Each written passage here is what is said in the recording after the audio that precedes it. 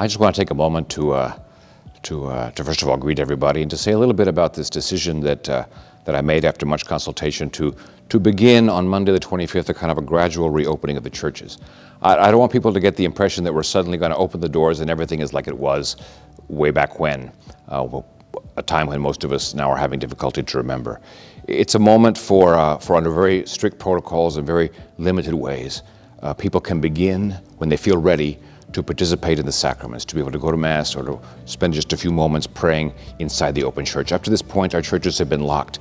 But now, as we kind of have seen some, we've grown and we've learned a lot over the last 2 months as a community. We take the protocols. And so I'm insisting that as the churches slowly sort of open up, that we'll be following the very strict protocols of using the masks and disinfectant, and the churches will be disinfected after every Mass, and there'll be great care taken. And also emphasizing there is no obligation yet, in any way, for the faithful to attend Mass on Sunday or any day of the week. But for those, because I hear this a lot, and I understand it, there's a great hunger to be able to draw some nourishment from the presence of God in the church, especially the Blessed Sacrament. And this too is part of the human good, and it's part of what is so essential to us as human beings, that our souls be in some sense nourished interiorly to give us the strength and the courage we need to face the future. So the decision, which was taken talking to a lot of people, health officials, and also just the laity and many priests in the diocese, is to kind of allow the accessibility now for those who feel they can, to be able to participate and to witness and to draw close to Christ in the sacraments. The Blessed Sacrament is so important to us. And although there are conditions which we have lived through where it's necessary to suspend public Masses, we are encouraging people who are not well and who are over, in a little bit older in age, not to go and not to go out.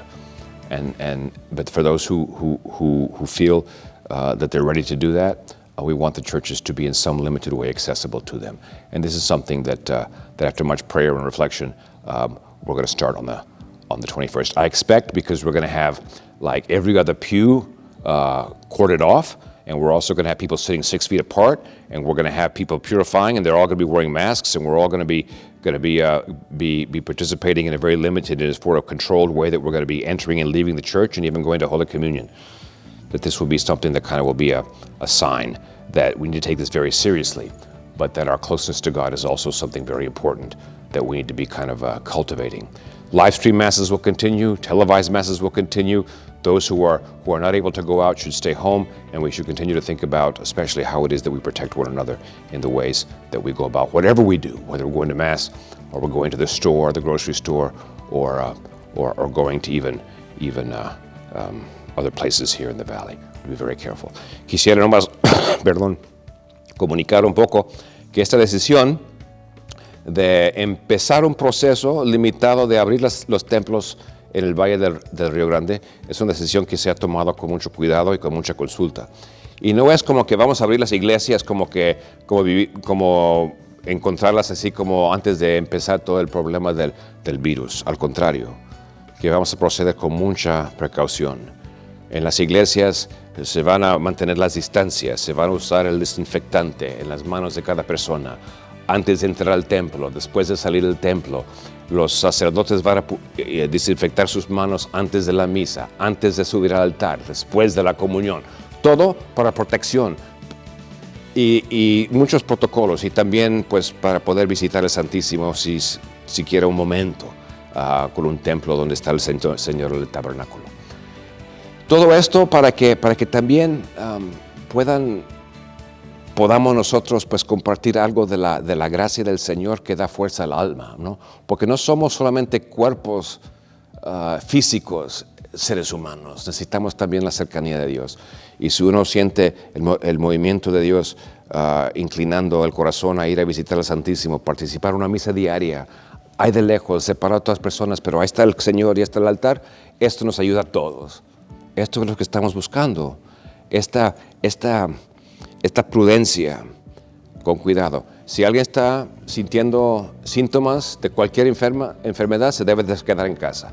Persona de edad avanzada debe de quedarse en casa. Personas que no se sienten por causa de ansiedad o mortificación, que no pueden salir, está bien, quédense en casa. Pero como digo yo, ¿no? A veces como personas que sí sienten, sí, yo necesito también acercarme al Señor, que es parte de mi vida. Y para un católico es muy entendible esto.